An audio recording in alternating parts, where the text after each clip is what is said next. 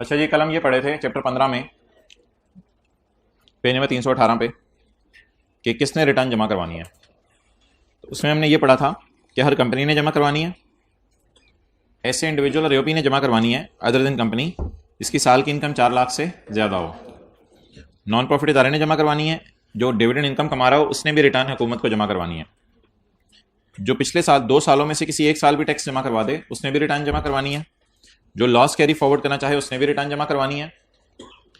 Municipal limits होते हैं जहां हुकूमत ने अपने मुलाजमीन को घर वगैरह दिए होते हैं, म्यूनसिपल लिमिट्स या कंटोनमेंट का इलाका या इस्लामाबाद, इन 3 इलाकों में से किसी एक इलाके में भी आपके पास घर है या कोई लैंड है 500 स्क्वायर यार्ड या उससे ज़्यादा, और आपके पास फ्लैट है, लेकिन फ्लैट ज़रूरी नहीं 500 स्क्वायर यार्ड से उससे ज़्यादा हो, फ्लैट छोटा भी हो सकता है, उसमें कोई लिमिट नहीं है, चाहे 100 स्क्वायर यार्ड का क्यों ना हो, चाहे 50 स्क्वायर यार्ड का क्यों ना हो, चाहे 1 स्क्वायर यार्ड का क्यों ना हो, आप उसमें रह भी ना सकें, तो आपके पास अगर इन इलाकों में फ्लैट है you are required to file a return of income.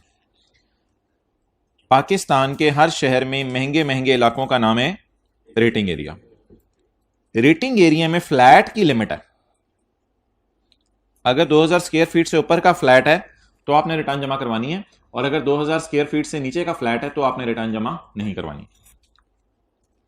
और 500 स्क्वायर यार्ड वाली बात सेम है, उधर भी इमूवेबल प्रॉपर्टी की यही है, इधर भी इमूवेबल प्रॉपर्टी की यही है। तो इन इलाकों में अगर फ्लैट हो या इमूवेबल प्रॉपर्टी हो तो 0.3 कहते हैं रिटर्न जमा करवाएं, और इस इलाके में इमूवेबल प्रॉपर्टी हो या फ्लैट हो तो ये वाला पॉइंट कहते हैं रिटर्न जमा करवाएं। अगर आपके पास ऐसी गाड़ी है जिसका इंजन 1000 सीसी से ज्यादा है, 1000 सीसी नहीं, शायद कल्टस 1000 सीसी की है, पता नहीं, अगर आपका इंजन 800 सीसी की 1000 की है, पता नहीं, अगर आपकी कोई ऐसी गाड़ी है जो 1000 सीसी की है तो आपने रिटर्न जमा नहीं करानी। लेकिन अगर आपकी गाड़ी 1000 सीसी से ज्यादा की है तो आपने रिटर्न जमा करवानी है। जिस बंदे का नेशनल टैक्स नंबर है उसने भी रिटर्न जमा करवानी है। असल में होता यह है कि जो लोग टैक्स ज़्यादा कमा रहे हो वो नेशनल टैक्स नंबर ले लेते हैं, फिर जब उनको पता चलता है हमने काम कमाना शुरू कर दिया फिर नेशनल टैक्स नंबर अपना कैंसिल करवा लेते हैं। तो बहरहाल अगर आपके पास नेशनल टैक्स नंबर है तो भी आपने क्या जमा करवानी है, रिटर्न जमा करवानी है। आपका बिजली का बिल साल का अगर 5 लाख से ज़्यादा है तो भी आपने रिटर्न जमा करवानी है।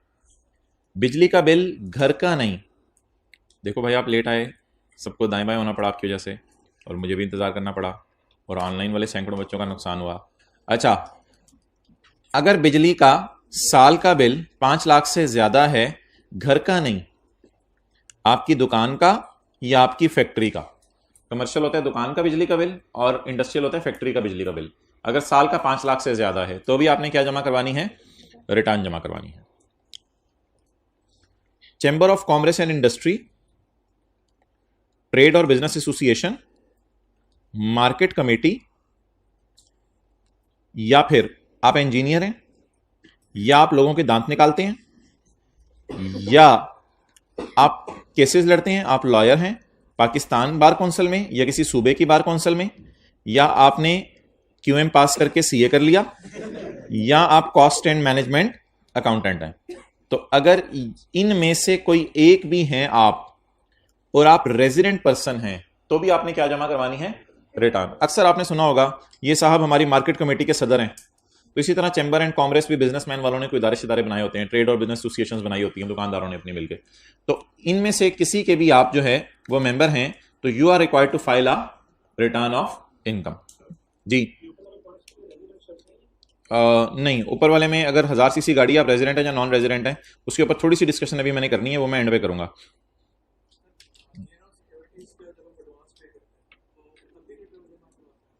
जी, साल के एंड पे रिटर्न तो फिर भी जमा करानी होती है। पॉइंट 10, आप ऐसे रेजिडेंट इंडिविजुअल हैं जिसने बाहर के मुल्क में इनकम कमाई है, जिसे हम कौन सी इनकम कहते थे, फॉरेन सोर्स, या बाहर के मुल्क में आपके एसेट्स हैं, तो भी आपने क्या जमा करवानी है, रिटर्न। असल में जो बाहर के मुल्क वाला है ना, इसने एक स्टेटमेंट भी जमा करवानी होती है जिसे foreign income and asset statement कहते हैं, ये हम सेक्शन 116 ए में पढ़ेंगे। यहां तक बात मुकम्मल हुई, लेकिन इस सारी बात के पीछे एक कॉन्सेप्ट है जो क्लास पूरी होने का वेट किया जा रहा था, और अब वो मैं कॉन्सेप्ट आपको जो है वो समझाने लगा हूं। वो कॉन्सेप्ट हम 4 मिसालों के जरिए समझेंगे और आपकी टेंशन चाहिए, बात बड़ी आसान है। जो सी एग्जांपल मैं कहूंगा वो पढ़नी है। कासिम साहब कहते हैं मैंने 20, लो यार उधर तो बच्चे ही आए रहते हैं उस क्लास में।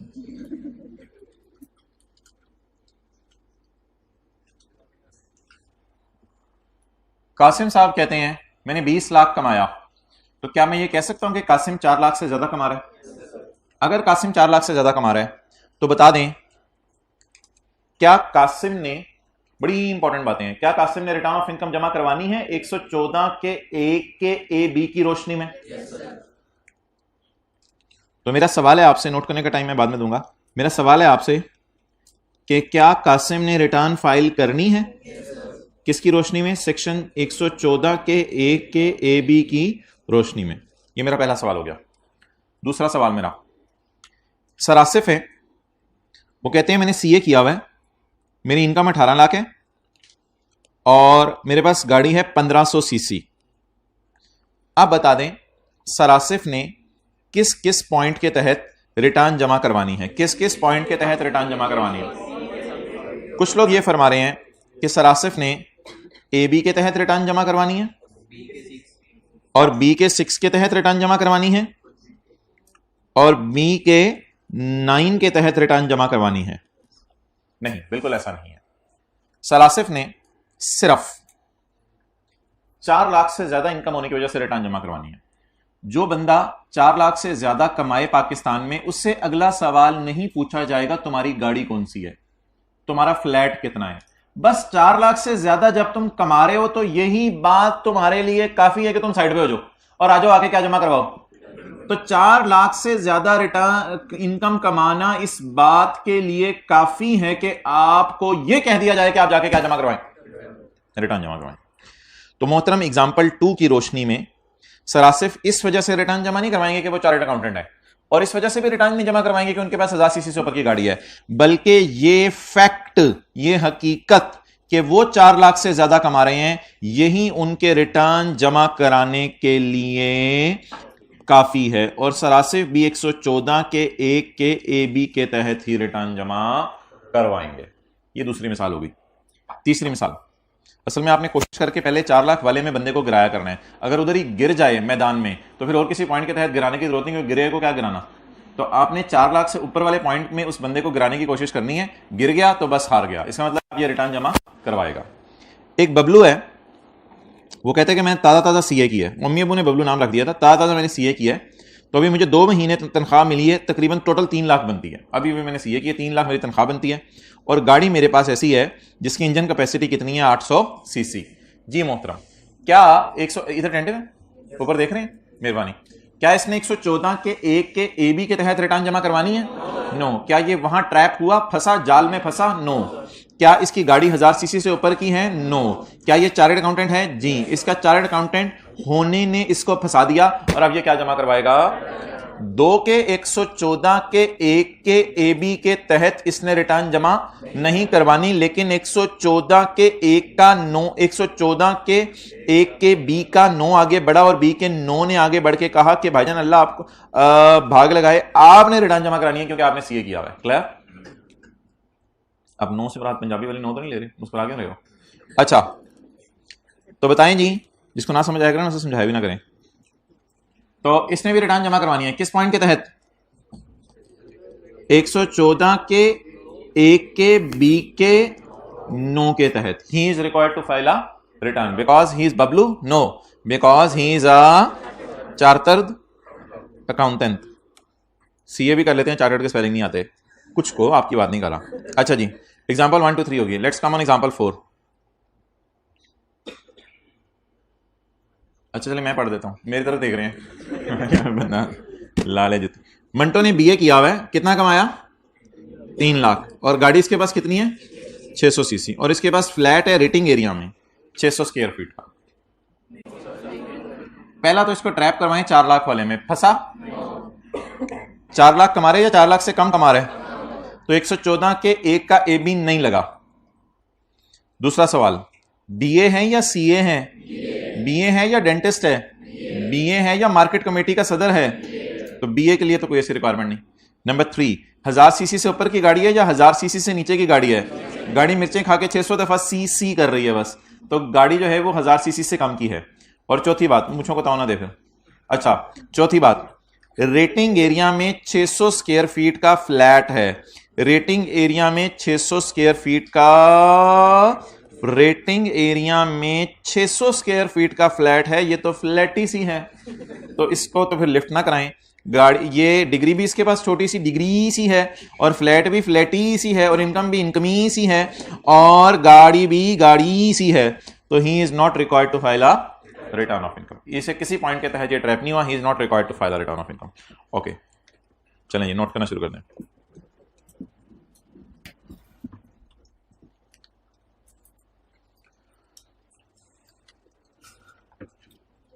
साथ वाले का हाथ पकड़ के पूछे, गाय तुम रोजाना आते हो? गाय इस तरह पूछे, वो नहीं बोल रहा। गाय पिछले 1 महीने में तुमने छुट्टी तो नहीं की?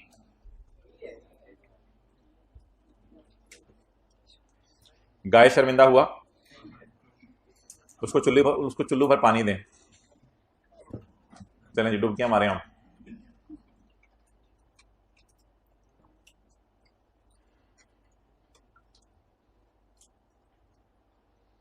तस्वीर लेने वालों के लिए 5 सेकंड के लिए मैंने ये चारों शो कर दी हैं।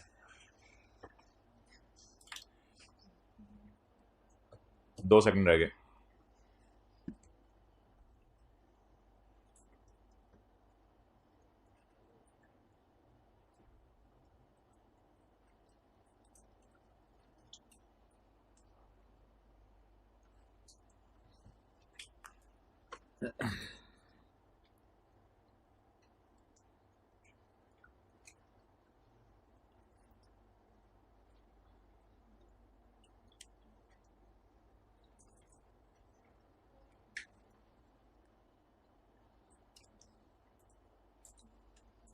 ओके,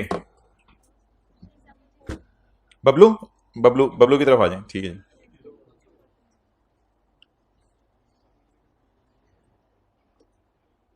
चलें जी,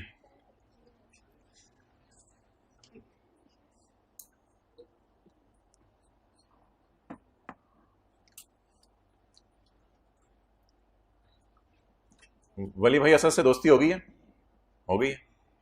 टेलीफोन नंबर भी सेव कर लें दोनों, आगे पीछे कॉन्सेप्ट शेयर करना हो।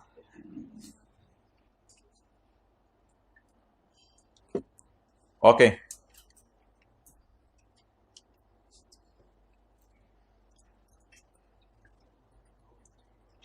मंटो रह गया।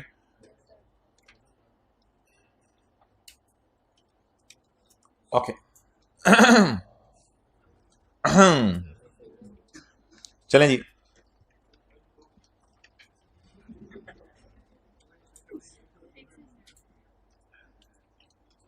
हाँ जी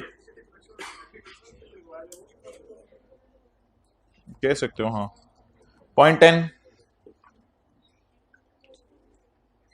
इज अ रेजिडेंट इंडिविजुअल जो foreign income and foreign assets हों जिसके पास, ये अलग से एक सेक्शन आएगा 116 है, वो हम पढ़ेंगे। सी, पर्सन्स और classes of person notified by board with approval of federal minister. Federal minister कौन है इन चार्ज आजकल? फेडरल मिनिस्टर कौन है आजकल? अच्छा, जो भी हो। पॉइंट नंबर सी, पर्सन्स और class of persons notified by board, वो लोग जिनको बोर्ड ने नोटिफाई कर दिया वो भी रिटर्न जमा कराएंगे। ये लोग होंगे ऊपर वाले, या इनके अलावा भी कोई हो सकते हैं? इनके अलावा भी हो सकते हैं, जिन्हें बोर्ड कहते हैं तुम क्या जमा करवाओ? रिटर्न जमा करो। ओके,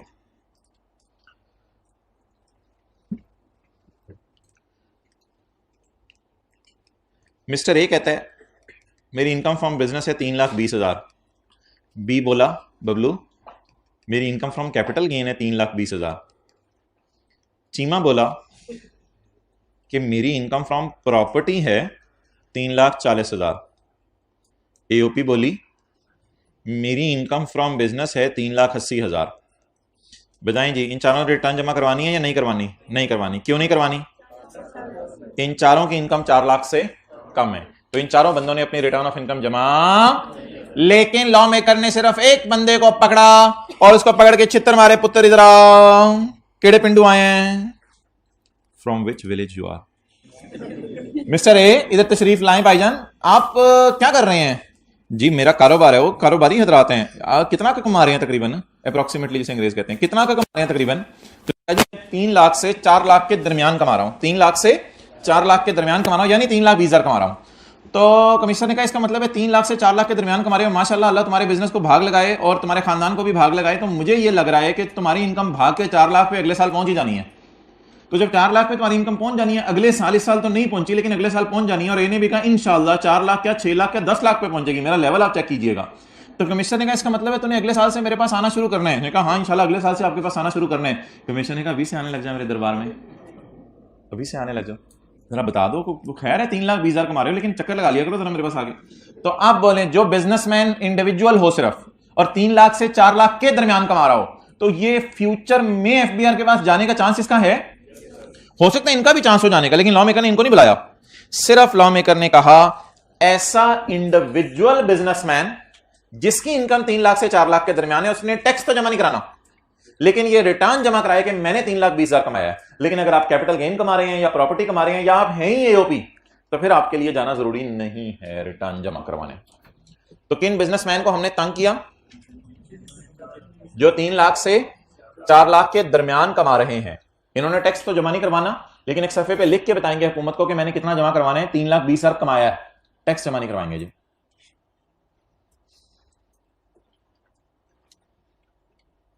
कर लिया नोट आपने? कमाल कर दिया। अगला पॉइंट है 1A।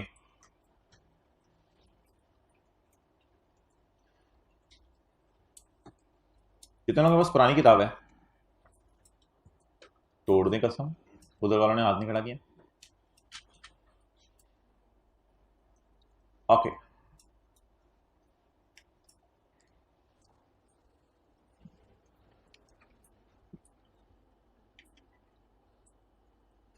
देखिएगा, तू आ, तू ना आ, तू ना आ, तू ना आ, तू आ, तू आ। क्लियर?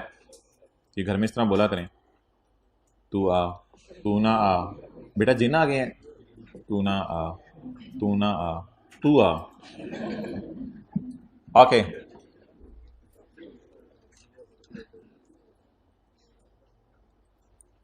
ठहर जाए जरा। आप खड़े हो, किसको कह रहे थे हम तू आ? खड़े हो जाओ, खड़े हो जाओ, खड़े हो जाओ, खड़े हो जाओ, खड़े हो जाओ। हाँ, किसको कह रहे थे तू आ? और वेल डन, हैव अ कुर्सी। अच्छा मोहतरम, एक बात याद रखिएगा इस पॉइंट के पढ़ने से पहले कि जिनकी इनकम 4 लाख से ऊपर है ना, चाहे बिजनेस से, कैपिटल गेन, अदर सोर्स से, उन्होंने तो आना ही आना है। तो एबी में ये बात जहन में रख के फिर अगला पॉइंट आप पढ़िएगा। 4 लाख से ज्यादा वालों ने तो आना ही आना है। हम बात किन की करने लगे हैं? जो 4 लाख से कम है। Every individual whose income from is greater than but does not exceed। इसका मतलब ये नहीं कि 4 लाख वाला से ऊपर नहीं आना। ओ भाई भाई, 4 लाख से ऊपर वाले ने तो बबलू आना ही आना है। किन्होंने और इनके अलावा भी आना है? जो 3 से 4 के दरमियान फॉल कर रहे हैं उन्होंने भी आना है। In a tax is also required to furnish return of income. इन्होंने रिटर्न ऑफ इनकम जमा करानी है। क्लियर होगी? ओके। अच्छा जी, जब आप रिटर्न जमा करवाने जाएंगे ना, तब आपने चंद फॉर्मेलिटीज पूरी करनी है। क्या पूरी करनी है? चंद फॉर्मेलिटीज पूरी करनी है। आप सेकंड नंबर पे जो भाई हैं खड़े हो जाएं, सेकंड नंबर पे खड़े हो जाएं, कैमरा इनकी तरफ करें, चेहरा उधर करें, and keep watching there until further orders. अच्छा, फॉर्मेलिटीज इन्होंने क्या पूरी करनी है? जब रिटर्न जमा कराने जाएंगे इन्होंने बाल बनाने हैं, इन्होंने ऐनक लगानी है, इन्होंने अच्छा मुस्कुराना है, इन्होंने मुस्कुराना है। ये फॉर्मेलिटीज हैं रिटर्न जमा कराने वाली। इन्होंने डब्बों वाली शर्ट पहननी है, चेक वाली कहते हैं आप लोग। अच्छा ठीक है, बैठ जाएं आप। तो रिटर्न जमा कराने जब आपने जाना है तो आपने शबाज से जाना है और चंद फॉर्मेलिटीज हैं जो आपने पूरी करनी है। और अगर उन फॉर्मेलिटीज में से एक भी फॉर्मेलिटी पूरी नहीं करेंगे तो आपके रिटर्न को क्या कह दिया जाएगा? इनवैलिड कह दिया जाएगा। रिटर्न ऑफ इनकम वो पेज होता है जिसमें न्यूमेरिकल सॉल्व होते हैं, मैंने आपको बताया था। A return of income shall be in the prescribed form.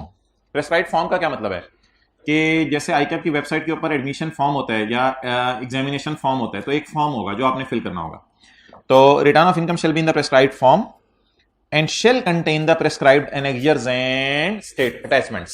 एनेक्जर्स and statements या अटैचमेंट्स, जब आप जमा करवाते हैं, कोई भी ईमेल करते हैं किसी को, तो साथ आप कुछ चीजें अटैच भी करते हैं, या फॉर्म अपलोड करते हैं तो साथ जो है पिक्चर अटैच करते हैं। ऑनलाइन वालों ने जैसे इधर एडमिशन लिया, कुछ चीजें साथ अटैच की, तो जो चीजें अटैच करते हैं उन्हें क्या कहते हैं? एनेक्जर्स या स्टेटमेंट्स। मिसाल के तौर पर एक मिसाल इसकी ये हो सकती है कि आप टैक्स क्रेडिट का प्रूफ दें। टैक्स क्रेडिट का क्या दें? प्रूफ दें।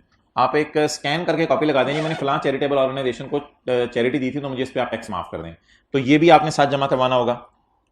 अगली बात उसने ऐसी लिखी हुई है, द बोर्ड में prescribe different return for different class of person. Board को डिफरेंट रिटर्न भी लोगों के लिए बता सकता है। अच्छा, पॉइंट बी, रिटर्न में ऑल पर्टिकुलर्स बताने हैं या थोड़े से बता के गुजारा चल जाएगा? All particulars. आपको पता है जब भी आप कोई फॉर्म जमा कराते हैं उसमें 7-8 लाइनें फिल करनी होती हैं, तो वो सारी आपने फिल करनी है, ऑल पर्टिकुलर्स। और आपने एक क्लेम करना है, आपने एक दावा करना है, आपने बताना है कि मेरे पास रिकॉर्ड्स पड़े हैं। रिकॉर्ड्स साथ जमा नहीं कराने, आपने बस बताना है कि मेरे पास रिकॉर्ड्स पड़े हैं। रिकॉर्ड्स में क्या? मिसाल के तौर पे बिजली के बिल हैं, या आपने चीजें खरीदी हैं तो परचेज इनवॉइस है, या आपने चीजें बेची हैं तो सेल इनवॉइस है, सेल का बिल, तो ये आपने साथ जमा करवाने हैं। नहीं नहीं नहीं, परचेज तो लाख दफा आप साल में करते हैं, लाख बिल कहां से अटैच करके आप जमा करवाएंगे? आपने बताना है कि मेरे पास रिकॉर्ड पड़े हुए हैं, आपने बताना है कि मेरे पास रिकॉर्ड पड़े हुए हैं। आगे वो चेक करें ना करें हुकूमत वाले, वो उनकी मर्जी है। तो आपने रिटर्न में कितने पर्टिकुलर जमा करवाने हैं? थोड़े या सारे? एक दावा करना है साथ कि मेरे पास रिकॉर्ड्स पड़े हुए हैं, बिजली के bill, purchase invoice, sale invoice पड़ी हुई है। और इन द एंड आपने रिटर्न पे क्या करना है? साइन करना है। Shall be signed by an individual, आपने अपना साइन करना है। एंड इन अदर केसेस, और अगर आप इंडिविजुअल नहीं हैं, आप बर्ड हैं या आप एनिमल हैं या गाय हैं आप, तो क्या करना है? It shall be signed bye persons representative. क्या मतलब है इन अदर केसेस से मुराद? क्या? अगर आप एओपी हैं या कंपनी है। एंड इन अदर केसेस, अगर आप एओपी हैं या कंपनी है तो आपके रिप्रेजेंटेटिव ने साइन करेगा। रिप्रेजेंटेटिव कौन होगा? डायरेक्टर्स होंगे कंपनी के केस में, और पार्टनर्स होंगे एओपी के केस में। तो आपने साइन करने हैं रिटर्न पे, और फिर आपने रिटर्न जमा करवानी है। Clear? Okay, next, shall contain the evidence of payment of tax. असल में होता यह है कि पहले आप रिटर्न जमा करवाते हैं, रिटर्न बनाते हैं, पहले आप रिटर्न बनाते हैं, बनाकर एफबीआर के दफ्तर जाके जमा करवाने से पहले, एफबीआर के दफ्तर में भी आजकल इलेक्ट्रॉनिकली जमा होती है, एफबीआर के दफ्तर में जमा करवाने से पहले आप नेशनल बैंक जाते हैं, और नेशनल बैंक में जाके आप जो है वो एक फीस जमा करवाते हैं। शायद आईकैप के फॉर्म से भी पहले ही आप जमा करवाते हो एग्जामिनेशन फीस। आईकैप का फॉर्म जो आप भरते हैं उसके बाद करवाते हैं एग्जामिनेशन फीस जमा, लेकिन इधर आपको पहले जमा करवानी पड़ेगी। आप नेशनल बैंक जाएंगे, नेशनल बैंक जाके आप दावा करेंगे मैंने इतना कमाया, मेरा इतना टैक्स है, मैं जमा करवा रहा हूं। जमा करवा के आप एक रिटर्न, आपकी आंखों से बातें कर रहा होता हूं मैं, आप एक रिटर्न बनाएंगे। जो आप रिटर्न बनाएंगे वो रिटर्न जाके आप हुकूमत के खजाने में जमा करवाएंगे। जब वो रिटर्न आप हुकूमत के खजाने में जमा करवाएंगे तो ऐसी सूरत के अंदर उसके साथ आप एक सबूत अटैच करेंगे कि मैंने फला रसीद नंबर के तहत हुकूमत के खजाने में टैक्स ऑलरेडी जमा करवा दिया है। Shall contain evidence of payment of tax, और वो टैक्स एज पर रिटर्न ही होगा, जितना रिटर्न में आपने पेबल टू गवर्नमेंट वाली लाइन में आता है वही वाला टैक्स हुकूमत को जमा करवाएंगे। वेल स्टेटमेंट हम पढ़ेंगे सेक्शन 116 में, और foreign income and asset statement भी हम पढ़ेंगे सेक्शन 116 में। तो 6 फॉर्मेलिटीज बता दें। Number 1 prescribed form, number 2 all element particulars, number 3 sign करेंगे, नंबर 4 सबूत अटैच करेंगे मैंने टैक्स पे कर दिया है, नंबर 5 वेल स्टेटमेंट जमा करवाएंगे, number 6 foreign income and asset statement जमा करवाएंगे। क्या रिटर्न इलेक्ट्रॉनिकली भी जमा करवाई जा सकती है? क्या रिटर्न इलेक्ट्रॉनिकली भी जमा करवाई जा सकती है? तो आ रिटर्न फाइल्ड इलेक्ट्रॉनिकली, एक रिटर्न जो आपने कैसे जमा करवाई है?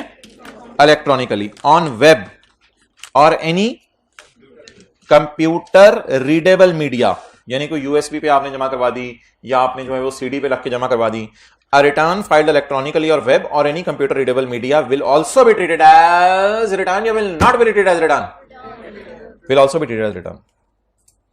The board may make rules, board rules बनाएगा इस बारे में, determining the eligibility of data of return. Eligibility का मतलब है correctness, कि कब आपकी रिटर्न का डेटा करेक्ट समझा जाएगा, बोर्ड इसके लिए रूल बनाएगा। The board may make rules for determining the correctness of data of return. Board बताएगा कि आपका रिटर्न का डेटा कब करेक्ट समझा जाएगा। लिख लिया आपने करेक्टनेस, बहुत कमाल कर दिया आपने तो, जबरदस्त। अच्छा जी, इसके अलावा बोर्ड बताएगा ई इंटरमीडियरीज, क्या बताएगा? अब इंजमामुल हक साहब हैं, क्रिकेटर हैं, कहते हैं जी मैंने रिटर्न जमा करानी है। अब सीए के पास जाएंगे तो सीए एक ई इंटरमीडियरी होगा जो कि इंजमाम को हेल्प करेगा एफबीआर तक रिटर्न पहुंचवाने में। तो ई इंटरमीडियरीज का काम होता है कि हेल्प करें आम लोगों को रिटर्न बनवाने में। E intermediaries who will type the data, typing करेंगे, who will type the data of return and transmit it to income tax department under their digital signature. Digital signature होते हैं पासवर्ड वगैरह। तो ई इंटरमीडियरीज कौन होती हैं? जिनको हमने चैप्टर 3 में पढ़ा था, टैक्स प्रैक्टिशनर्स। ये लोग क्या करते हैं? ये लोग लोगों की रिटर्न जमा करवाते हैं। बिल्कुल, ये लोग के रिटर्न जमा करवाते हैं। Who will type the data and income tax department को जमा करवाएंगे। And other matters relating to electronic filing, और कोई मैटर्स इलेक्ट्रॉनिक फाइलिंग के हुए उसको भी ये देखेंगे। अच्छा भाई, रिटर्न कितने महीने की जमा करानी होती है? 12 महीने की। रिटर्न कितने महीने की जमा करानी होती है? अब बड़ी इंपॉर्टेंट बात सुनने लगी है। 12 महीने से कम की रिटर्न भी जमा करानी पड़ सकती है। 4 लोगों को, 4 लोगों को 12 महीने से कम की रिटर्न भी जमा करवानी पड़ सकती है।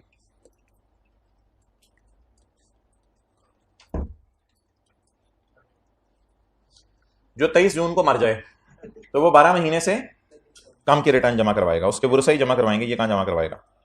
क्योंकि ये जमा करवाने आ गया तो लोग भाग जाएंगे। अच्छा, नंबर 2, जो बेचारा बैंक करप्ट हो जाए। जो क्या हो जाए? बैंक करप्ट हो जाए, दिवालिया हो जाए, बैंक से लोन लिया और लोन लेके भाग गया, तो जो बैंक करप्ट हो जाए उसने भी 12 महीने से कम की रिटर्न जमा करवानी है। और तीसरा, जो बंदा हवाई जहाज पर बैठा है और हवाई जहाज पर बैठ के बाहर के मुल्क में जा रहा है, तो ये बंदा भी 12 महीने से कम की रिटर्न जमा करवाए। लेकिन ये वो बंदा नहीं है जो बाहर जा रहा है, ये वो बंदा है जो पाकिस्तान छोड़कर हमेशा के लिए बाहर जा रहा है। यानी 50 सवारियां होंगी जहाज में, चलो रशीद, कामरान, कामी, उतरो उतरो उतरो उतरो उतरो, सबको उतार लिया जाएगा, खड़े कर दिया जाएगा, सबको चपेड़े मार मार के पूछा जाएगा, तू कितने से ले जा रहा है, तू कितने से ले जा रहा है, तू कितने से ले जा रहा है। आखिरी बोला मैं तो हमेशा के लिए जा रहा हूं, कब्र भी जर्मनी बनेगी। चलो थले आ, इसको फिर बाहर निकालें एयरपोर्ट से और इसे 12 महीने से कम की रिटर्न जमा कराएं, फिर पायलट को कहीं इसको ले जा। तो जो बंदा कितने अरसे के लिए पाकिस्तान से जा रहा है? हमेशा के लिए पाकिस्तान से जा रहा है, वो भी कितने महीने की रिटर्न जमा कराए?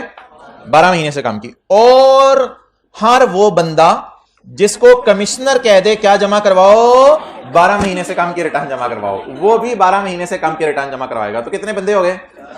4। पढ़े, बनाने दें, हाथ दोगी, क्या बनाने हैं? पढ़े, बनाने दें। द कमिश्नर में गिव नोटिस, कमिश्नर क्या देगा? नोटिस टू अ पर्सन, एक बंदे को, टू फर्निश रिटर्न, पुत्र रिटर्न जमा करा। कितने अरसे की? For a period of less than 12 months if the person has जा, फॉर हमेशा के लिए। पाकिस्तान से नहीं, ये तो दुनिया से ही चला गया शायद। तो इफ अ पर्सन हैज जा, या the person has become bankrupt और gone into liquidation. Bankrupt, liquidation यही होता है, बैंक लोन लेके भाग गया। If the person is about to leave Pakistan, not leave Pakistan, leave Pakistan permanently, हमेशा के लिए जा रहा हो पाकिस्तान छोड़ के। अच्छा, ये एग्जाम में कमेंट्स आए थे कि बच्चे परमानेंटली लिख के नहीं आए, तो मैंने उनको परमानेंटली बुला लिया। तो ये परमानेंटली खुदा के लिए लिख के आना है, परमानेंटली नहीं लिख के आएंगे तो मतलब बदल जाएगा। मतलब क्या बदल जाएगा? Is about to leave Pakistan, तो पाकिस्तान से सैकड़ों लोग रोजाना छोड़ के जाते हैं, लेकिन वो वापस भी आ रहे होते हैं। अबाउट टू लीव पाकिस्तान वाले को कहने हैं या about to leave Pakistan permanently वाले को कहने हैं? और चौथी चीज जो है ना, ये कमिश्नर के लिए बड़ी खुश आइंद है। चौथी चीज कमिश्नर के लिए बड़ी खुश आइंद है। Commissioner otherwise considers it appropriate. Commissioner जिस मर्जी बंदे को चाहे बालों से पकड़ के, चल पुत्र क्या जमा करवा, रिटर्न जमा करवा। तो ये चौथी चीज कमिश्नर के लिए, कमिश्नर इसको मिसयूज भी कर सकते हैं, जिस मर्जी बंदे को जबरदस्ती पकड़ के कह दे क्या करो, 12 महीने से कम की रिटर्न जमा कराओ। जैसे हुकूमत पुलिस को कह दे कि एक तो उस बंदे को आप पकड़ो जिसकी गाड़ी पे पीटीआई का झंडा लगाओ, एक उस बंदे को पकड़ लो, दूसरा उस बंदे को पकड़ लो जिसने पीटीआई वाली कैप पहनी हो, और तीसरा जिस बंदे को दिल चाहे पकड़ लो। तो पहली 2 बातें क्यों करनी थी? तो ये चौथी बात ने पहली 3 बातों की जान निकाल दी है, और कमिश्नर को खुली छूट है, जिस मर्जी बंदे को पकड़े और पकड़ के चल पुत्र 12 महीने रिटर्न नहीं, पूरी बात किया करें, 12 महीने से कम के return, and the return will be furnished by the due date in the notice. क्या मतलब? कितने दिनों में जमा करानी है ये नोटिस में लिखा होगा कि 10 दिन में जमा करानी है, 15 में जमा करानी है, 20 में जमा करवानी है, ये नोटिस में लिखा होगा। तो कितने लोगों ने 12 महीने से कम की रिटर्न जमा करानी है? 4 लोगों ने।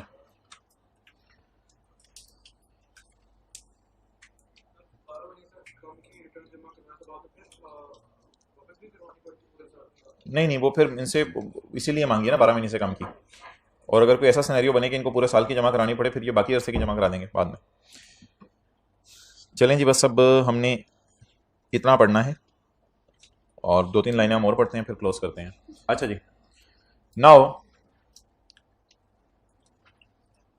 फोन करके कह रहे हैं अब्बू को 15 मिनट पहले लेने आ जाएं। वापस नहीं यार, आप चारों जाएं, आपसे हमने 12 महीने की रिटर्न मांग ली है, और चौथे नंबर वाले आप ना आया करें आइंदा। आप चारों जाएं इधर से।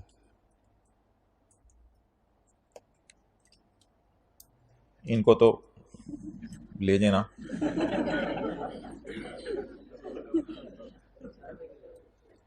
ओके,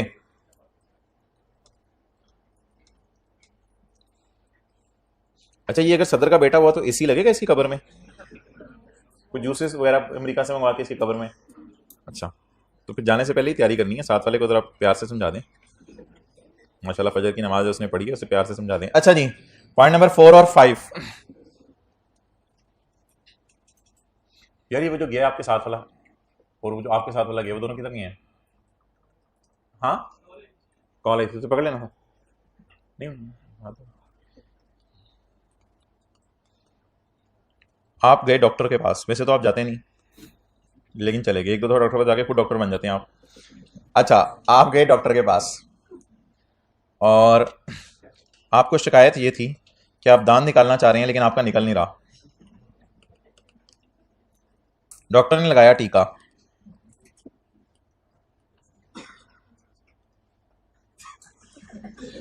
अच्छा, डॉक्टर ने लगाया टीका, तो जब डॉक्टर ने लगाया टीका तो आपको चढ़ गई तप। अब आपने जो है वो तप उतारनी है, ठीक है? तप उतारने का तरीका बताएं।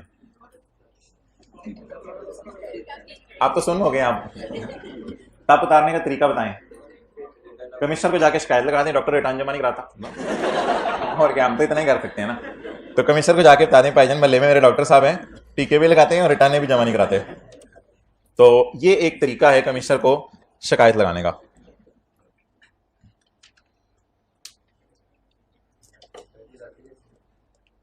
मोहतरम, आपने क्या फरमाया डॉक्टर के बारे में?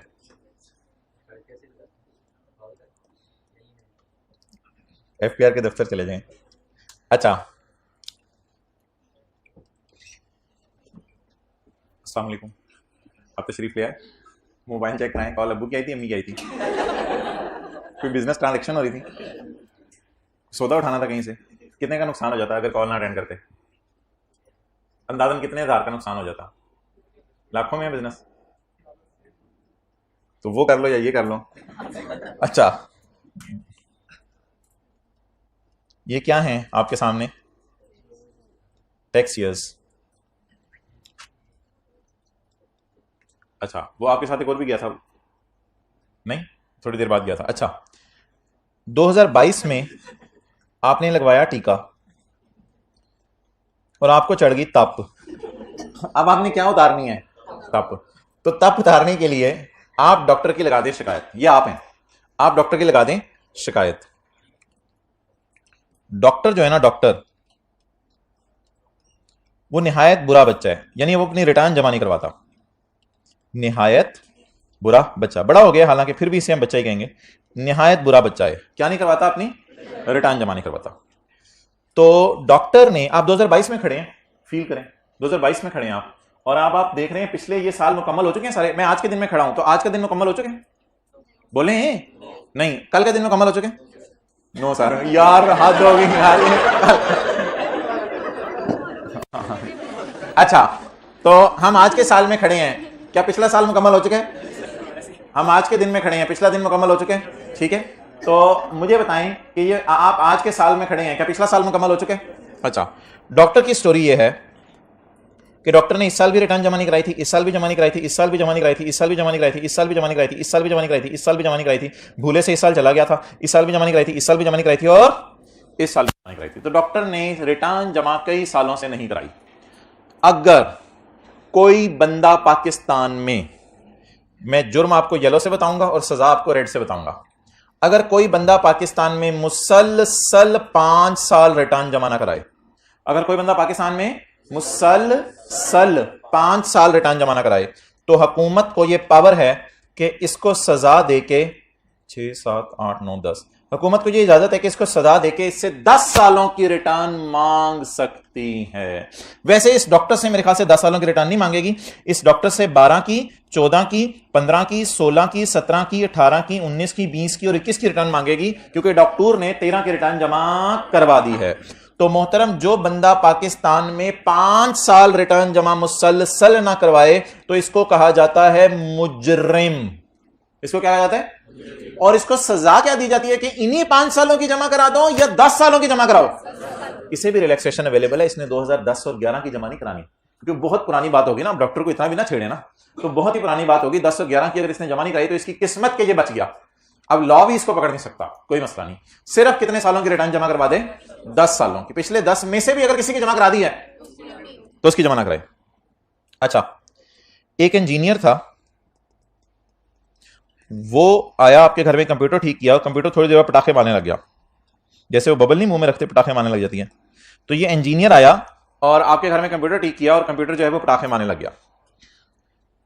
आपको एज यूजल चढ़ गई तप, अब आपको चढ़ गई तप और आपने सोचा कि इस इंजीनियर की मैं शिकायत लगाऊं। आपने क्या किया? आपने सोचा मैं इस तप उतारता हूं। तप उतारने के लिए आपने, इसने भी तप, इसकी भी तप उतार देना, इसने तो शिकायत लगा दी है, तो आपने तप उतारने के लिए क्या किया? आपने इंजीनियर की शिकायत लगा दी कि इसने भी रिटर्न जमा नहीं कराई। लेकिन इंजीनियर जो है ना, वो भी पूरा इंजीनियर था, वो कभी कभी जाता रहता था, वो भी बड़ा बबलू था, वो कभी कभी जाता रहता था, कभी नहीं भी जाता था, कभी चला भी जाता था। घर में बेगम क्लास लेती थी, चला जाता था। रिटर्न नहीं जमा कराई, नाश्ता नहीं देती, मैं जमा कराता हूं बानो। अच्छा, इसने 5 साल मुसलसल जमा नहीं कराई या 5 साल में से किसी 1-2 साल में जमा करा दी है? आप बता दें ये बुरा बच्चा है या निहायत बुरा बच्चा है? बुरा बच्चा है, निहायत बुरा बच्चा नहीं है। इसको जो मैं सजा देने लगा हूं वो जरा हल्की ब्रेक रख के सजा, हल्की जो है वो रेस रख के सजा देनी है। वो तू मूंछों को ताव दे ले, इधर आके एक दफा दे ले, पूरी क्लास में सारे सेशन की ताव आज दे ले।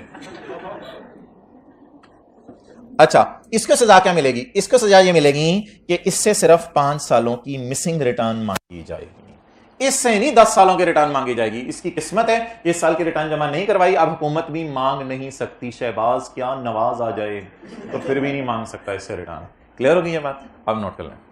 अस्सलाम वालेकुम, मरहबा। You missed the doctor, you missed the engineer, please give a smile. Okay, have a seat. अब साथ वाले भाई से मेरी दरखास्त है, पीछे जो रो में बैठे हुए हैं वो नोट ना करें, इनको समझा दें जरा, जल्दी करें। हाँ जी, आप नहीं, क्लास के बाद नहीं, आप अपना कान उसके करीब कर लो, आप अपना। सर 14 से लेके 18 तक 5 साल में उसने नहीं जमा कराई, 19 में जमा करवाता है, फिर 20 और 21 में फिर नहीं करवाता, तो इस केस में क्या होगा? बस आप जिस साल खड़े हो ना, उस साल खड़े होकर पिछले 5 साल लिखा करोगे। हम खड़े हैं 22 में, तो पिछले 5 देखेंगे।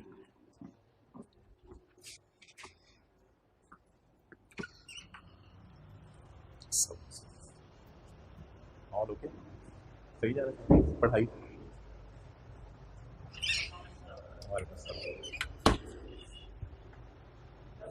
चलो मुझे याद कराना 12।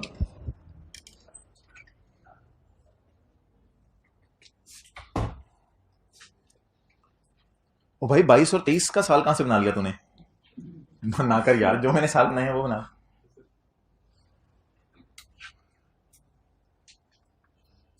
आप रोजाना आते हैं? नेक्स्ट रोजाना आया करूंगा, हद होगी। वालेकुम अस्सलाम।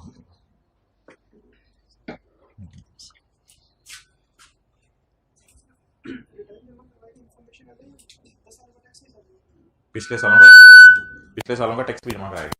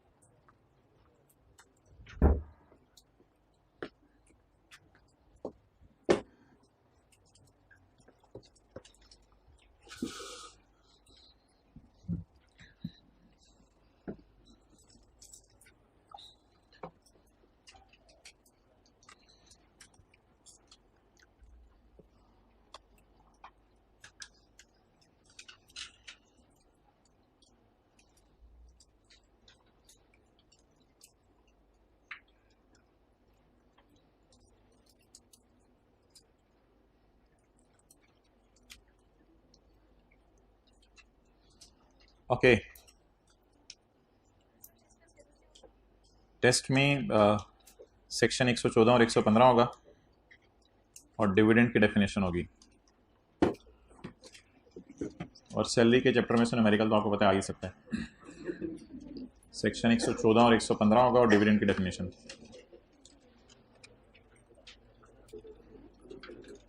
अच्छा, घर में आप हजरात ये तो नहीं करते कहीं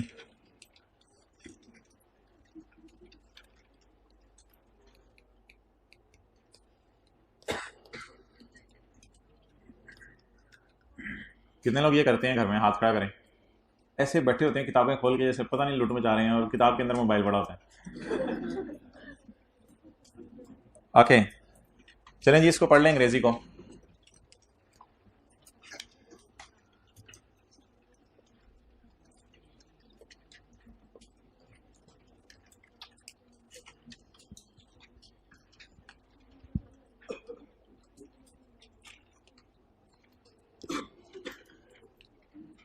चुप कर जाए, ये जो थोड़ी बोलते हैं ना थोड़ी देर बाद ही चुप कर जाए जरा।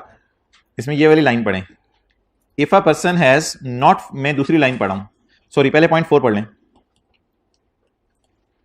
If a person has not furnish a return, ये तो दोनों ही है ना, दोनों ही है। इफ अ पर्सन है, चाहे डॉक्टर है चाहे इंजीनियर है, if a person has not furnish a return, तो ये तो जुर्म हो गया, सजा सुने। Commissioner may require him to file it, ये सजा है। If a person has not furnish a return, commissioner may require him to file it. अच्छा, अब ये बंदा कितने दिनों में रिटर्न लेके आए, अब तो पिछले 10 सालों की रिटर्न इसने बनानी है या 5 सालों की, तो इसको इतना ज्यादा टाइम नहीं दिया जाएगा, इसको सिर्फ 30 दिन दिए जाएंगे।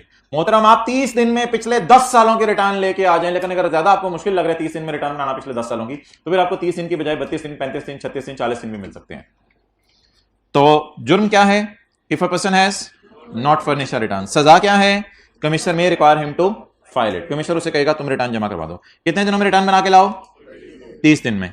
ऑफ सर्विस ऑफ नोटिस, जिस दिन कमिश्नर का नोटिस आया, जब कमिश्नर ने आपके घर नोटिस भेजा, उस दिन से आगे कितने दिनों में लानी पड़ेगी? 30 दिनों में। कमिश्नर में अलावा लॉन्गर पीरियड 30 दिनों में नहीं बना सकते, तो कमिश्नर 35, 36, 40, 50 दिन, 60 दिन, 70 दिन दे सकते हैं आपको रिटर्न बनाने के लिए, क्योंकि पिछले 10 सालों की बनानी है, मुश्किल काम है।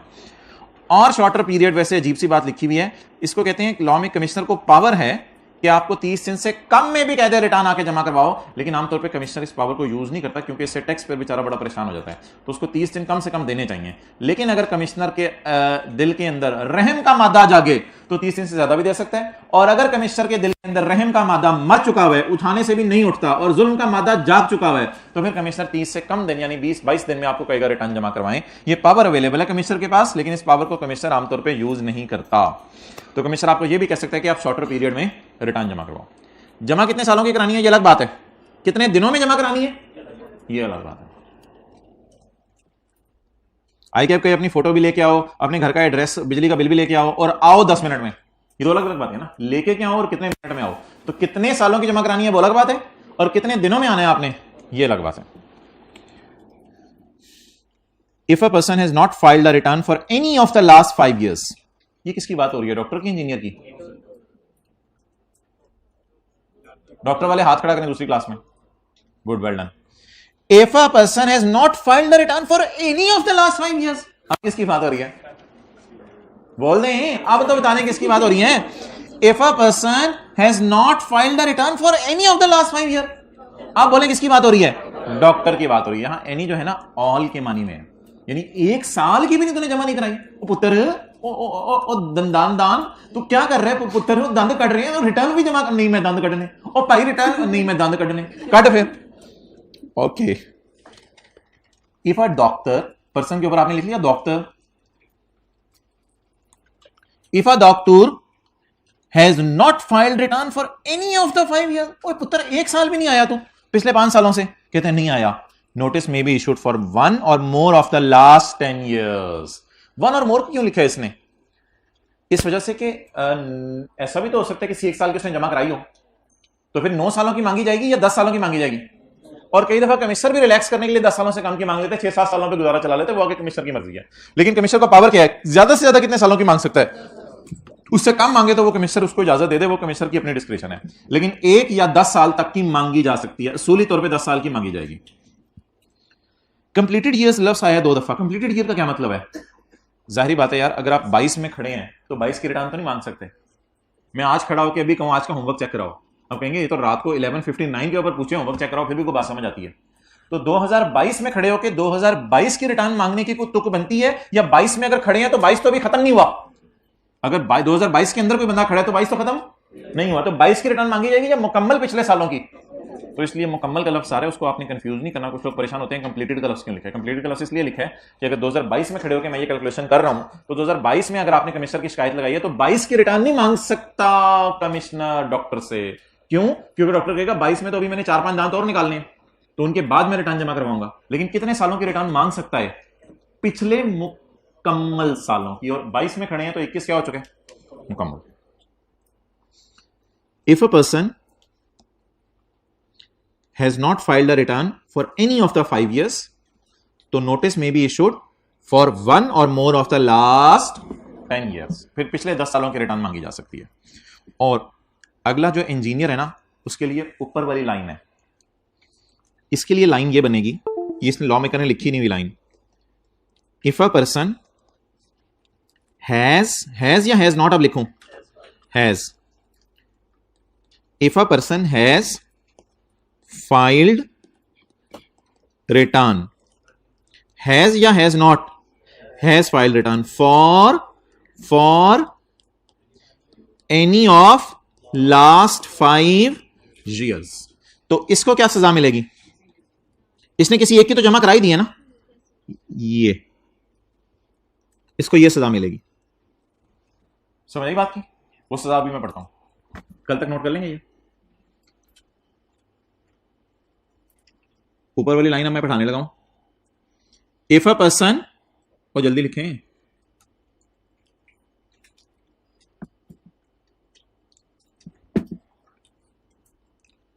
If a person has filed a return for any of the last 5 years, ये कौन है? For any of the last, किसी एक की जमा करा दी है इसने पिछले 5 में, ये इंजीनियर है।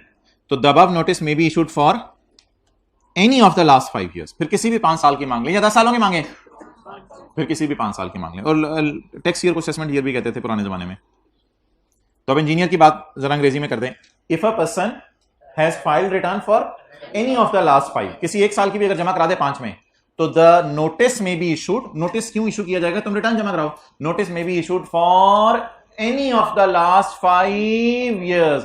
Any of the last 5 completed क्यों लिख रहा है? क्योंकि कुछ की तो जमा करा दी है ना। तो अब नोटिस इसे क्या आएगा? उत्तर आपकी 19 की नहीं आई, सॉरी 18 की नहीं आई, 20 की नहीं आई और 21 की नहीं आई, तो इसे नोटिस 3 सालों का दिया जाएगा, या 5 सालों का? 3 सालों का। ये 3 सालों की रिटर्न जमा कराएगा। क्लियर?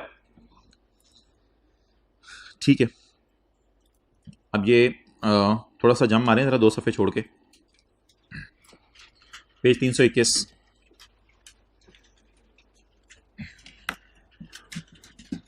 दस सेकंड के बाद ये 4 नाम मैंने आपसे सुनने हैं, ये याद कर लें। पेज 321, 4 नाम हो गए याद? बता दें कौन कौन? 4 नाम याद हो गए? अच्छा, बेवा, ऐसा यतीम जिसकी उम्र 25 साल से, यानी ऐसा ना हो कि किसी के वालिद साहब, कोई खुद 50 साल का और उसके वालिद फोत हुए तो वो कहे मैं यतीम हो गया हूं। तो नहीं, इसमें हंसने की बात नहीं, यानी मैं कॉन्सेप्ट दे रहा हूं और आप हंस रहे हैं। उनके तो वालिद फोत हो गए, तो ऐसा यतीम नहीं जो ये कहे 50 साल की उम्र में वो खुद हो और अब्बू उसको 80 साल की उम्र में और कहे मेरे अब्बू फोत हो गए मैं यतीम हो गया। पुत्र आप यतीम नहीं हुए, आप खुद बड़े हैं माशाल्लाह। ऐसा यतीम जिसकी उम्र 25 साल से कम हो। डिसेबल्ड पर्सन, माजूर, उंगली कटा के नहीं शहीदों में शामिल होना। डिसेबल्ड पर्सन, वो नादरा वाले बताएंगे, नादरा में अलग आईडी कार्ड बनता है डिसेबल्ड पर्सन का। और चौथी बात, आप नॉन रेजिडेंट। कितने नाम हो गए? 4। इन चारों को एक रिलैक्सेशन अवेलेबल है, इन चारों को एक रिलैक्सेशन अवेलेबल है। These person are not required to furnish a return. ऊपर देख रहे हैं, इन्होंने रिटर्न जमा नहीं करवानी। अच्छा, ये कोई बोंगा क्लास के बाद बोंगों को लेके आता है और सारे इकट्ठे होकर बोंगी मारते हैं। सर ये ऐसी बेवा है जो यतीम होके माजूर हो गई थी और फिर जर्मनी चली गई थी, और पुत्र तेरी मेहरबानी ये तो पूरे पाकिस्तान में ऐसी कोई नहीं मिलेगी। ये एंड नहीं लिखा हुआ चारों के दरमियान, क्या लिखा हुआ है? और लिखा हुआ है। तो प्लीज खुदा के लिए कॉन्सेप्ट की दही नहीं बनानी। तो या बेवा या यतीम की बात होने लगी है, या माजूर की बात होने लगी है, या नॉन रेजिडेंट की बात होने लगी है। ये सारा तो मैं आपको पढ़ा नहीं रहा, क्योंकि ये सारा तो मैंने आपको कल पढ़ा दिया था। Municipal cantonment Islamabad, immovable property 500 और फ्लैट, और रेटिंग एरिया 500 और रेटिंग एरिया 2000 और गाड़ी 1000 सीसी वाली। ये तो ऐसी तो उधर से मैंने कॉपी पेस्ट किया, कुछ भी नहीं है, उधर से कॉपी करके यहां पेस्ट कर दी। अब जरा बात सुनिएगा, ये चार कौन, ये चार अगर इस वजह से रिटर्न जमा करवाने जाएं, ये चार अगर इस वजह से रिटर्न जमा करवाने जा रहे हो तो ना आए, कोई मसला नहीं। दोबारा बताएं, ये चार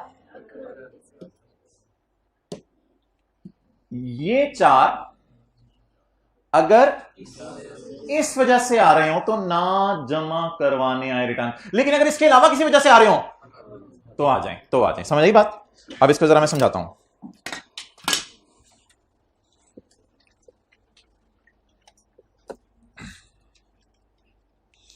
ये जो मुझे पॉइंट्स बताने कौन कौन से वाले थे उधर, ये गया है उधर, ये वाला गया है, और ये मैं पहले सफे पे वापस आ गया हूं, और ये एक्सेप्शन है, ये पॉइंट्स बेवा पे नहीं लगते, वाह लिखना है, वी नहीं लिखनी, फिर वो मतलब बदल जाएगा।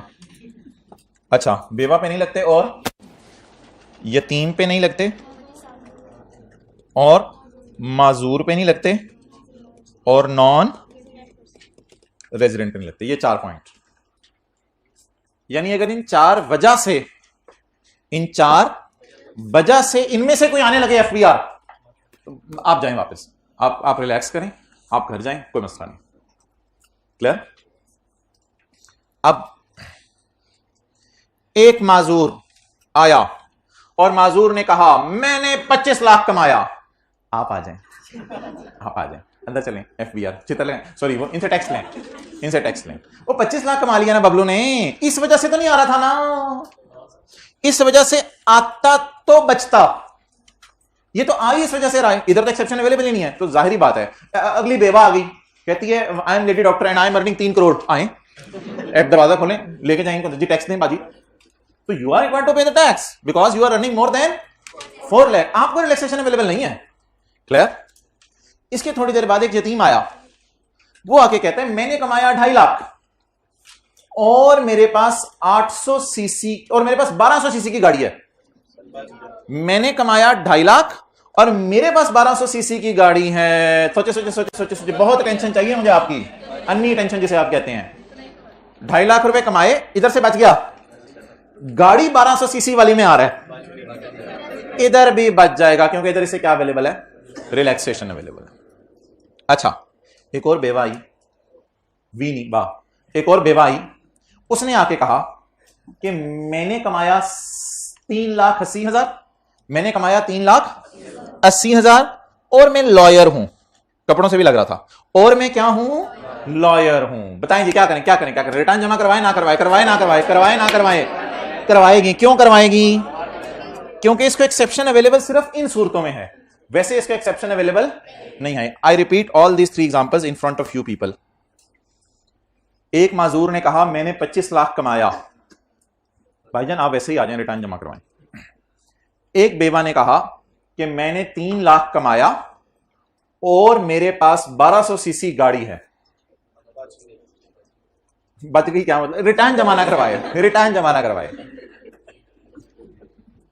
और एक माजूर ने कहा कि मैंने 3 लाख कमाया और मैंने कॉस्ट एंड मैनेजमेंट अकाउंटेंट हूं, अब आपको रिटर्न जमा करवानी पड़ेगी। बच गया, फंस गया, पेपर में नहीं लिख के आना।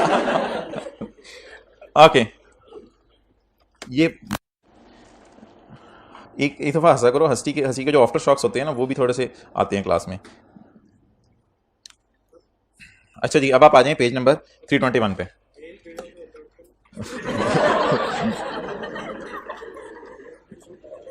पेज 321,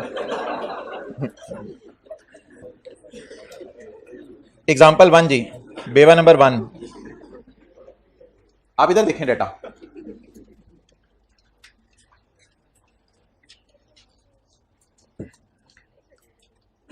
सलमा के शोहर चले गए हैं, सलमा ने भी चले जाना एक दिन। सलमा ने आपको बताया कि मैंने दिन रात एक करके 7 लाख कमाया, और मेरे पास गाड़ी है 1200 सीसी वाली। भाईजान आपसे, बाजी आपसे गाड़ी का नहीं हमने पूछना, प्लीज आपसे गाड़ी का नहीं पूछना। आप जब 4 लाख से ज्यादा कमा रही हैं तो बाजी आपने यहीं पे जो है वो माशाल्लाह इतना बड़ा कारनामा कर दिया कि आप ए बी में ट्रैप हो गई हैं और you are required to file the return. ये रिटर्न किस पॉइंट के तहत जमा कराएंगी? 114 के 1 का ए बी, यानी पेपर में हम लिख के आएंगे as her income is more than 4 lakh so she is required to file a return of income. किताब की तरफ नहीं देखना, उसमें तो सोल्यूशन भी साथ साथ चल रहा। बेवा नंबर 2, ताहिरा का शोहर भी फोत हो गया, has share the following information for tax year 2021। कहती है मैंने कमाया 2 लाख है और मेरे गाड़ी का जो इंजन है वो 1300 सीसी है। ये 2 बातें बता के वो चली गई, अब क्या करें? अच्छा अब बता दें, क्या ये 1 के ए बी में ट्रैप टैक्स पेयर हुआ? नहीं। अगला सवाल, क्या इसकी गाड़ी 1000 सीसी से ज्यादा है? क्या ये बेवा है?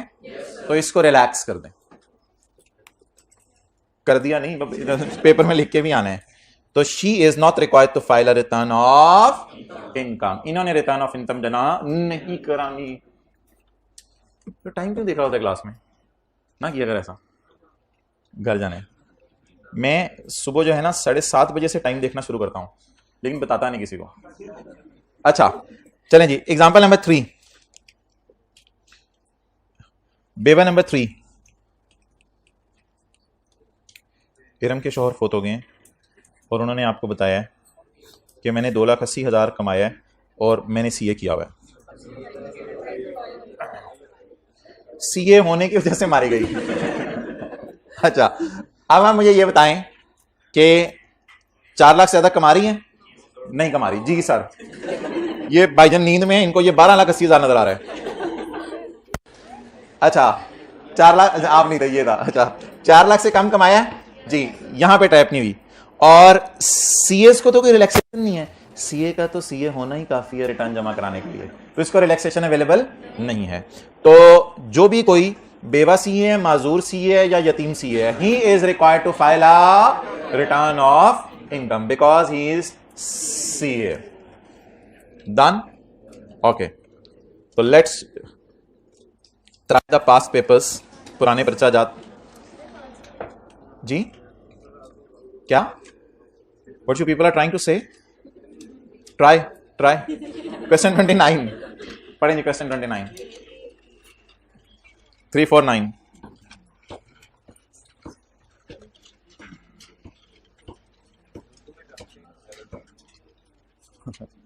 नहीं वो पेजेस आपके साथ नहीं वो सही हुआ है। लिस्ट द सिचुएशंस, वो सिचुएशंस आपने बतानी है under which, oh sorry question 26। List the persons who may be granted immunity from filing the return. जिनको रिटर्न जमा कराने में इम्यूनिटी ग्रांट कर दी गई है, सोली वाहिद वजह यह है कि वो इमूवेबल प्रॉपर्टी ओन कर रहे हैं with a land area of 500 square yard और मोर, या वो फ्लैट ओन कर रहे हैं इन म्यूनिसिपल लिमिट्स। देखिएगा इधर, ये पॉइंट 3 लिखा है उसने, म्यूनिसिपल लिमिट्स में फ्लैट ओन कर रहे हैं, इसका एरिया नहीं लिखा सवाल वाले ने भी, और म्यूनिसिपल लिमिट्स में इमूवेबल प्रॉपर्टी ओन कर रहे हैं। सिर्फ यही वजह है उनके रिटर्न जमा करवाने की, सोलली। इसका मतलब है 4 लाख ज्यादा नहीं कमा रहे वो, सिर्फ यही वजह उनके रिटर्न जमा करवाने की। बताएं क्या लॉ में कोई इम्यूनिटी ग्रांट की गई है? अब इम्यूनिटी ग्रांट करना मुझे पता है कि इंग्लिश मेरे जैसों की ऐसी होती है कि शायद ये लफ्ज समझ नहीं आता उस वक्त, लेकिन कम से कम कॉन्टेक्स्ट पूरे सवाल का ऐसा बन रहा है कि आपको समझ आ रहा है, चाह रहे कि वो पूछना क्या चाह रहे हैं। तो इम्यूनिटी से मुराद ना यहाँ रिलैक्सेशन है। पूरे पास पेपर के जितने सवाल है ना 40-50, आज तक उसने कभी ऐसा लफ्ज इस्तेमाल नहीं किया जो किताब में यूज ना हुआ हो। ये सारे सवालों में 26वां सवाल एक ऐसा लफ्ज है जिसमें उसने एक ऐसा लफ्ज यूज कर लिया जो किताब में यूज नहीं हुआ था। इम्यूनिटी का मतलब है रिलैक्सेशन। तो list the persons who may be granted relaxation, वो लोग बता दें, वही 4 मशहूर जमाना, बेबू, विडो, ऑर्फन और वो सारे। Clear? List the persons who are required to file a return under provisions of income tax law. वो लोग बता दें जिन्होंने इनकम टैक्स लॉ में रिटर्न जमा करानी है, रिटर्न जमा करानी है। 6 नंबर। भाई ये तो ये 114 का पॉइंट 1 होगा, बल्कि उसका ए होगा, ए बी होगा, ए सी होगा, ए ई होगा और बी होगा, और फिर ये सी वाला भी हो जाएगा, सारे पॉइंट्स होंगे एक्स तक, ये सारे पॉइंट्स होंगे और सी वाला भी हो जाएगा, और 1 ए भी हो सकता है, 1 ए भी हो सकता है। इन सारे लोगों ने रिटर्न जमा करानी है। ये 8 नंबर का आता था, लेकिन गलती से इस अटेम्प्ट में उसने 6 नंबर का दे दिया, तो 6 नंबर में इतना ज़्यादा अगर आप लिखाएंगे या कोई 1-2 पॉइंट मेरे ख्याल से मिस भी करेंगे तो वो आपको मार्क्स दे देगा। तो 6 नंबर का इतना लेंथी सोल्यूशन वैसे होना नहीं चाहिए, लेकिन बहरहाल उसने 6 नंबर में पूछा किन किन लोगों ने रिटर्न जमा करानी है, तो ये every company, every person, non profit इदारा, और ये सारा लिख के आना पड़ेगा। आखिरी सवाल आसान है, बी का 1। In the light of income tax ordinance 2001, identify the circumstances under which commissioner may require a person to furnish a return of less than 12 months. ये बता दें जी कि लेस देन 12 मंथ्स कितने लोगों ने रिटर्न जमा करानी है। वो जो तार हमने तस्वीर में बनाए थे, clear, about to leave Pakistan permanently, bank corrupter, वो सारा। ठीक है भाई, क्लोज कर दो।